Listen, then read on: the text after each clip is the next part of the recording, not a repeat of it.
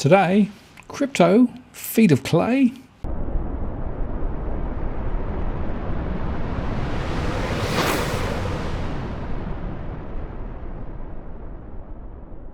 Hello again, it's Martin North from Digital Finance Analytics, one latest post covering finance and property news with a distinctively Australian flavour. There was a shocking news post on the ABC and also in the Financial Review this week concerning one Alex Saunders, someone with whom I have no business relationship, despite recording a series of economic discussions with him over several years. This is what the ABC wrote. An Australian cryptocurrency influencer has been accused of not yet being able to repay significant sums of money in digital currencies. Launceston-based Alex Saunders is the founder and CEO of Nugget News, which has 140,000 subscribers on YouTube and also provides a fee-based service. The company, which was founded in 2017 by Mr Saunders, promotes itself as a digital media channel that delivers unfiltered coverage of the latest developments in cryptocurrency, housing, precious metals, commodities, stocks and other financial markets. Allegations that Mr Saunders owes people money have been plastered all over Twitter after US crypto influencer Richard Hart last week posted a series of screenshots that appear to show the Nugget News founder asking him for money. "I drive a Subaru hatchback, but I'm the richest guy in Tasmania," said one message allegedly sent to Mr Hart from Alex Saunders. In messages seen by the ABC, Mr Saunders asked people to invest in a so far unrealised crypto project called Decentrabank or Decentrabank, DCB. Several developers Mr Saunders named as being linked to DCB in messages and audio recordings that have since been posted on Twitter have issued public statements stating that they are not involved in the project. One of those named was technologist Jamie Skeller, who provided messages from April in which Mr Saunders asked if he knew of a whale, a lender, who would invest in the DCB project. He also asked for me to be the project lead, but nothing ever materialised, Mr Skeller said. Another tech company mentioned by Mr Saunders' Blog 8 said it was not involved in DCB and was currently seeking legal advice regarding the Mr Saunders claim. The ABC has also spoken to 5 people in countries including Australia, the UK and New Zealand who said that they are each owed significant sums of money. At least one said he had engaged a lawyer. In one message exchange, Mr Saunders appeared to ask a follower to send Ethereum to an electronic wallet. Another message seen by the ABC shows that a different person who allegedly loaned Mr Saunders money transferred Ethereum to the same electronic wallet. "I'm gutted," one of Mr Saunders' followers told the ABC.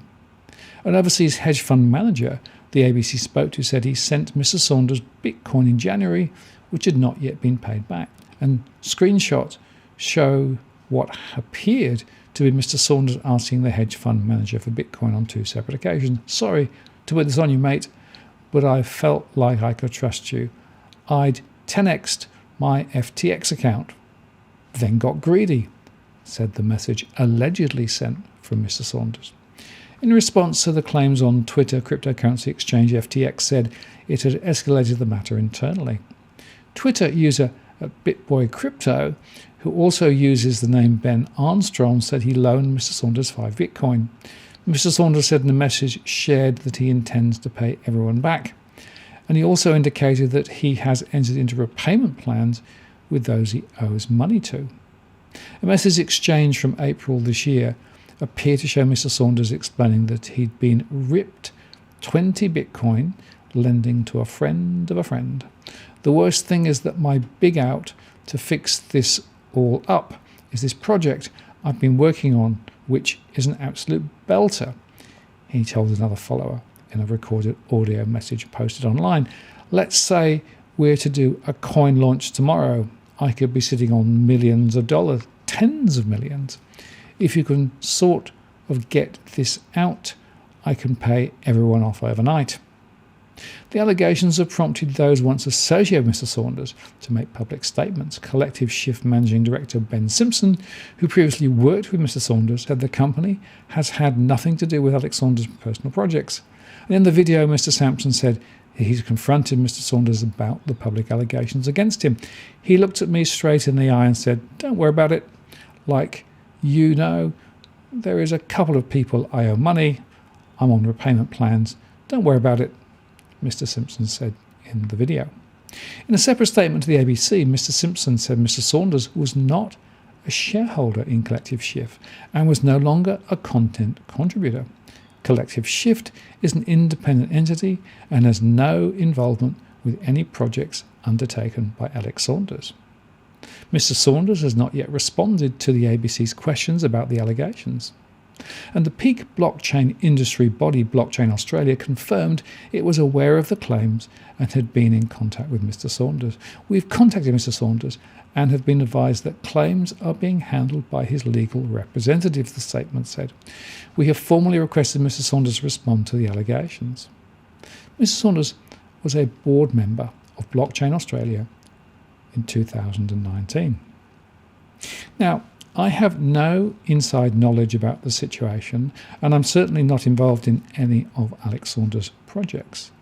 And I guess more may come out in the weeks ahead, which may clarify the situation, but I want to make a few important points anyway. I've consistently warned about pirates in the unregulated crypto sector, and the risks were potentially very high. It's very hard to know who to trust. Indeed, ASIC's new boss recently said that he's particularly worried about unregulated crypto investments and scams. In his first interview as ASIC boss, Mr Longo said the regulator was cracking down on investment scams running rife during the pandemic, but the main priority was protecting Australia's economy, which until recently was rebounding from recession. "We are particularly focused on scams and vulnerable consumers who are at risk during the pandemic." And Mr Longo said of the rise of cryptocurrencies and the companies that promote them, this was a very significant area for concern. "It's clearly the case that we're seeing a number of scams emerging online with cryptocurrencies being traded on various platforms," Mr Longo said.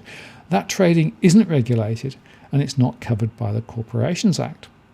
So I think consumers need to be really careful in trading in crypto and knowing what the risks are." And he added that decisions to prosecute are ultimately up to the Director of Public Prosecutions. Next, I also want to highlight that cryptos are exposed to a range of potential risks, not just the trading of Bitcoin futures against the underlying, which reversed recently, and which hit a number of hedge funds as well as smaller investors as a result. More broadly, there are something like 10,000 coins of various flavours, many of whom were started by a small group of founders claiming to have found a unique proposition, which is then pushed hard via social media to encourage others to buy in. It is a Ponzi style, frankly, and generally it seems likely that while the founders might make a killing, many others could lose their shirt. This is even more the case if the coin gets a Guernsey on some of the exchanges, when of course the exchanges also take a cut. And I'll also note that holdings are often not disclosed on those social media spooks. I'm afraid the advocates thrive on this, but many will lose as a result. One warning sign is the need to pay via an intermediate digital coin, such as Tether, for example, which, by the way, also has its own issues. And another, of course, is the promise of returns which are purely too good to be true. If it's too good to be true, they are too good to be true. Many of these rely on so-called staking, when coins are lent out for a fee for others to speculate with. That's a path of high risk and potential disaster. Now, I have featured interviews with a few champions of particular coins without any endorsement on my part, and with a critical and questioning demeanour. And I'll leave viewers, as I always do, to draw their own conclusions. But I will make this point.